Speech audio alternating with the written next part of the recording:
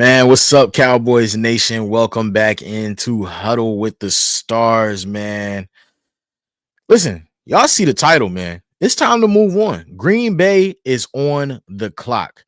We're not gonna keep talking about, we're not gonna keep talking about Chicago and what happened in Chicago and da da da da. Da. Nah, we got some big storylines. Green Bay is on the clock. They are coming to AT&T Stadium. And if y'all feel like I feel, we don't want what has previously happened last time Green Bay was at AT&T Stadium to happen again. So let's get into what we looking forward to and what's happening come Sunday night. Man, it's a prime time game, man. Cowboys are playing prime time again. There's no better feeling in America. And I get it. You know what I'm saying? I think this is the problem that I'm having with some of y'all though right now. After we lost game 1 to the Eagles, everybody was like, everybody was feeling good. We was upbeat. We was hyped. We was positive. You know what I'm saying? We only 3 weeks into the season, guys. We only 3 weeks into the season. And I get it. We got a lot of injuries. We got a lot of people out, and we'll get to that. But we only 3 weeks into the season, and we got some big problems and some big holes to fill. But look, man, we playing Green Bay in AT&T primetime, 8:20 p.m. on Sunday night. There's no better feeling. You got to get hyped for that. You have to get hyped for that. If we not hyped for it, what are we doing? What type of fan are you? That's the question I got for a lot of Cowboys fans right now, man. What type of fan are you, bro? Y'all gotta put your big boy draws on, man. Get right. Shake back, man. Shake back. Shake back. I know what's happening out there, but shake back, man. Listen, let's get into it. Listen, Shotty says change is coming, and that Sunday is another championship opportunity. And I think that that's interesting because I don't know. I'm interested to see what type of changes we can make. And the reason is because frankly, I just don't feel that we have the personnel. And there's nothing more I hate than a coach who is my way or the highway, or it has to be done my way. Like, I just hate that. I hate that. And right now, I feel like Eberflus, that's what Eberflus is on, because we keep trotting out the same guys, and I get it. There's not there, but this is kind of what I'm talking about, right? Shotty said change is coming. So what are we changing? And unless Eberflus is willing to change his whole scheme right now, this week, and unless he has spent the week from Sunday on changing his scheme, I'm not sure what type of changes we as fans should be expecting to see. Because what can we do right now? Dono, I'm not sure if Dono is the same guy. Malik, I'm not sure if Malik is the same guy. And right now, the zone defense that we're running, the problem is I heard a great quote today. We're already 2 steps behind in a defense that puts you 4 steps behind. Interestingly enough, because right now, I don't know if Dono has the recovery speed to get over the top where he needs to be. That's why we keep getting beat deep. And let me get into it. This is what I'm tired. I'm tired. I am tired. Please pay for NFL 22, All Pro 22. Please pay for that. Please get a subscription. I'm tired of y'all talking to me about Trayvon Diggs. Trayvon Diggs is not the problem. Trayvon Diggs let up one big play in that Chicago game. But if you know football and you watch football, bro, stop talking to me about Trayvon Diggs. Stop talking to me about Trayvon Diggs. This is not Trayvon Diggs' fault. He let up one big play. The rest of this, that's on Dono. And the problem is y'all think that this is Trayvon Diggs' fault because y'all can't decipher a zone defense from a man.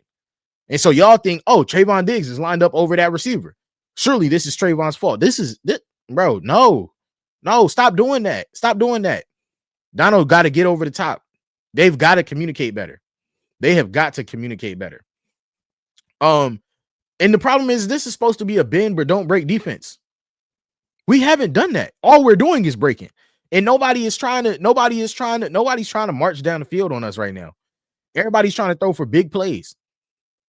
We got over like 12 plays of 25 plus yards, and every one of those plays on those drives extends for touchdowns or scoring drives. Let me say that again. We have over 12 plays of 25 or more yards given up on defense. Every one of those plays is on a drive that leads to a score, whether it be a field goal or a touchdown. That's not good. That's not good. Teams aren't even trying to drive the ball, drive down the field on us. They're literally just picking us apart. And it's because in the back on the back half, in our secondary, we're not communicating. We're not communicating. We're not communicating. And I tell you what, Tucker Kraft will pick us apart. That gets me to our linebackers. Jack Sanborn, Eberflus, please, if you do nothing else, get Jack Sanborn out of there. I don't know if you're gonna have to replace him with Wanye or what. I don't know who you're gonna have to replace him with. Jack Sanborn has to go. He has to go. Reports came out that DaRon Bland, Shotty says DaRon Bland is trending to playing this week. That's interesting. I hope he does. I hope he does. More reports came out that Trayvon Diggs was a DNP in practice. He didn't practice today on Wednesday. Today is Wednesday for everybody that doesn't know. Today is Wednesday. Trayvon Diggs did not practice on Wednesday. That hurts because we can never get those two on the field at the same time. Never. We can never get Trayvon and DaRon on the field at the same time. But if we do, that helps, guys. That helps. Moving Jadeveon Clowney. Jadeveon Clowney, we need Jadeveon Clowney on the field. Y'all didn't like my take about Jadon Blue? Cool. We do need Jadeveon Clowney on the field. We do need Jadeveon Clowney on the field. I don't care what nobody says. The type of pressure that we're not getting right now on our front, we need Jadeveon Clowney on the field. Shotty says he's trending towards playing. I hope that he's there. He has to be there on Sunday. Sticking with our front, we need a big game from Kenny Clark and Osa Odighizuwa. This is why we brought you here, Kenny, to stop the run, right? So last time we played the Green Bay Packers, I saw them gash us in the run game. Well, Jerry, this is your time to shine. Jerry, if you're right here, not all is well, but, you know, a little more grace. If Kenny Clark stops the run on Sunday, because you know that they want to run the ball. Josh Jacobs on last Sunday when Cleveland Browns beat them. Now, I'm not saying that in a bad way because the Cleveland Browns probably have the best defense in the NFL. The biggest problem in Cleveland is that offense is atrocious. But when the Cleveland Browns beat Green Bay on this past Sunday, Josh Jacobs had 30 yards on 16 carries. If we can get that type of production from our interior, Kenny Clark, Osa Odighizuwa, that would be amazing. Jadeveon Clowney, you are a chess piece for us right now. You are an extra body, somebody who can get extra reps, somebody who can really, you know what I'm saying, get some pressure on a quarterback. You're 32 years old. We brought you in after training camp. That's what most vets want anyway, to come in after training camp. They don't want to go through the long, grueling days, the dog days of summer. They don't want to go through that. But are you ready to play? Are you ready to play? That's what we need to know. Are you ready to play? Are you going to show up? Because if Jordan Love is on platform all day and they just let the burners loose on the outside, them wide receivers they got who have burners, they got some fast, talented wide receivers, guys. Not a lot of big names, but they got some fast, talented wide receivers. And I tell you what, this can be the game that Matthew Golden finally gets it, that Jordan Love and Matthew Golden get it together. This would be that type of game. That's what they're looking to do. They are looking to have Matthew Golden and Jordan Love figure it out this weekend. They think that Sunday is going to be that type of game for them. Oh, our offense was shaky last week against that Cleveland Browns defense. Haven't really gotten Matthew Golden going yet. I promise you, they are over there telling Jordan Love right now, hey, find Matthew this week. Find Matthew this week. We can beat him deep. We can beat him deep. But if you make a team one-dimensional, if you make the Green Bay Packers one-dimensional and you take away Josh Jacobs, I promise you their whole game plan changes. Everybody got a plan so they get hit in the mouth. Their whole game plan changes if you can take away Josh Jacobs. I don't know if 30 yards on 16 carries, I don't know if we get that type of production, but if we can get somewhere close, to that, Kenny, Osa, it helps. It'll help a lot. It'll help a lot. Listen, we need to get pressure on quarterbacks. Last week was the first time in Caleb Williams' career that he was not sacked. In 20 games in the NFL, that was the first time ever that Caleb Williams had not taken a sack. And the bigger problem is everybody's number one complaint about Caleb Williams is that he holds the ball way too long. We didn't even put pressure on him. We got to get at least a pressure on Jordan Love. And their right tackle is out this week. And I ain't saying we got Myles Garrett over there, but the top graded players from Cleveland this past weekend were their two interior D linemen and the two top players graded from the Cleveland Browns this past weekend were Myles Garrett, the other edge that they have, and their two safeties. Which means the Packers are prone to giving up rushes to edges, especially with their right tackle out. Donovan, get right. This is it. Hey, I know Jerry put a lot of pressure on Donovan Ezeraku. He put a lot of pressure on him. We can scheme up pressure, and people are saying that Donovan is the replacement for Micah. Hey, you got to get right this weekend. We need you to get right. I mean, if you just look at it statistically, of the 52 sacks last season that we had in 2024, 38 of those are gone, guys. 38 of those are gone. Who's going to step up and put pressure on the quarterback? Somebody's got to do it.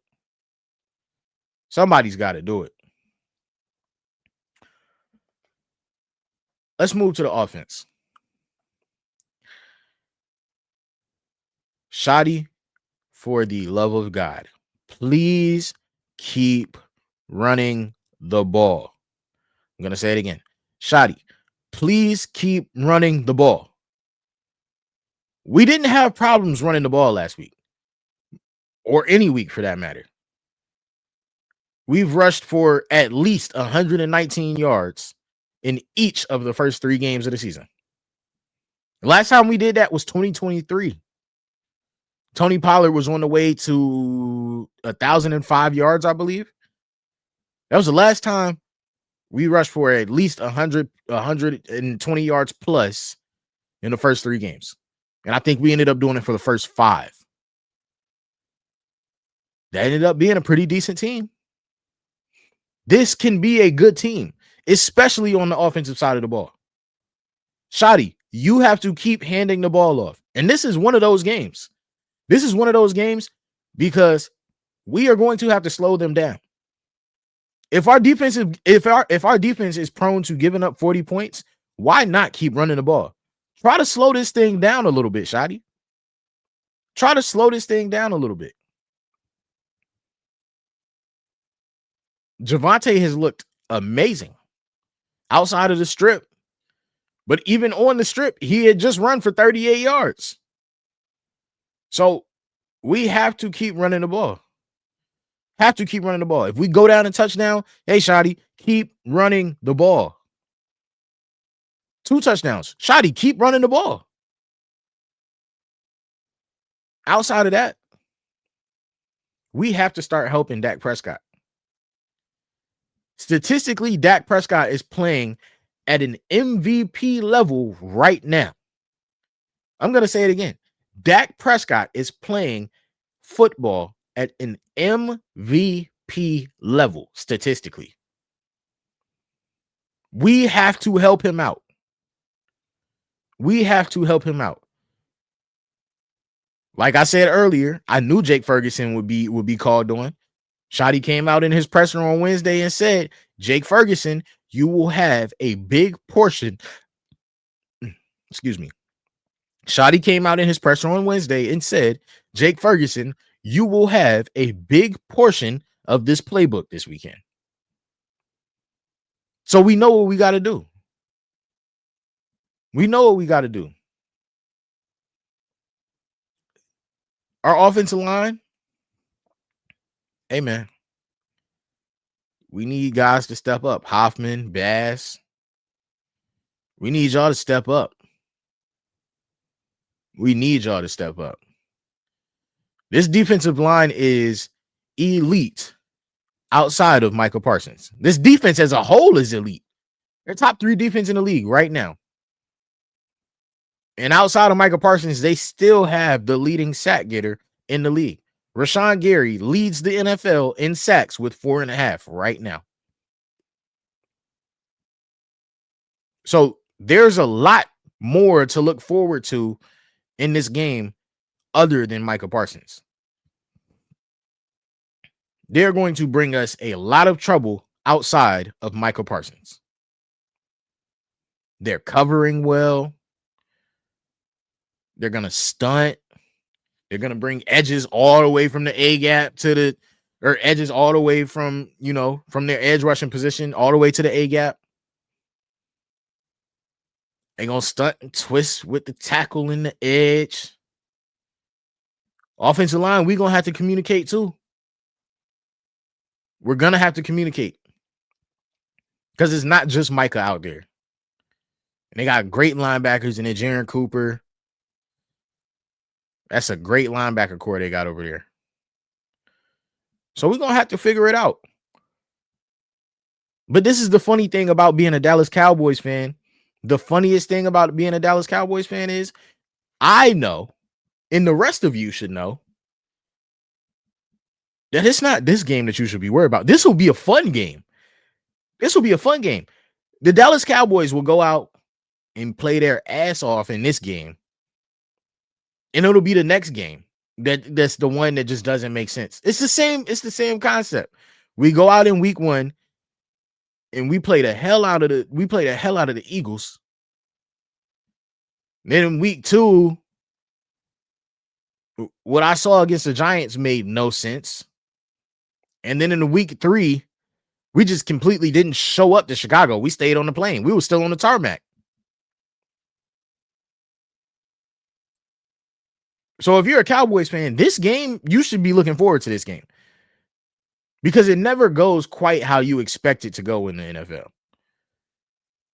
Everybody who's calling for a blowout in this Cowboys-Packers game, y'all are crazy. Y'all are crazy. This will be the game that this will be the game that the Cowboys show up to. This will be the game.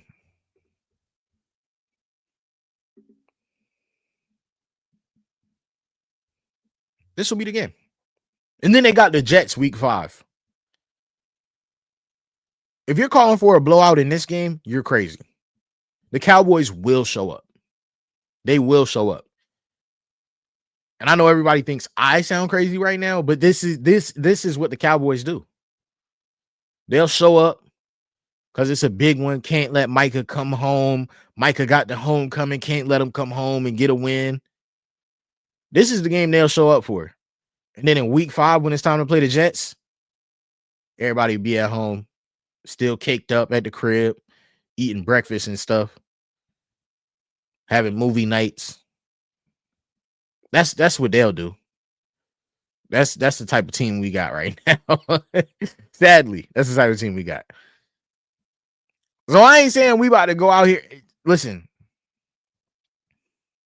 are we talented enough to pull it out? I don't know. And the other part is I know that Green Bay is going to show up too. Green Bay just got embarrassed. Green Bay just blew a 10-point lead in less than 2 minutes to lose to the Cleveland Browns. I know they're ready to show up. They are ready to show up. They're going to do it for Micah. They love him over there. Oh, we're going to do it for Micah. We're going to go to AT&T and win. We're going to do it for Micah. So what are we going to do? Are we going to show up? I believe we will. Because that's just the type of team we have. They'll show up for this one. And then week 5, when it's time to play the New York Jets at 1:00, Justin Fields will come out and bomb us 6 times for 380 yards, most yards he's ever passed for in a game, and everybody will be like, what just happened? Anyways, man, appreciate everybody for tuning in. Huddle with the Stars. Check out the pod. Check out GRG, Game Recognized Game Pod. Check us out on TikTok. All of the places, man. Appreciate y'all for coming out. Appreciate y'all for watching. Like, comment, subscribe. Follow me on Instagram at Kobe Scales Media. Appreciate you.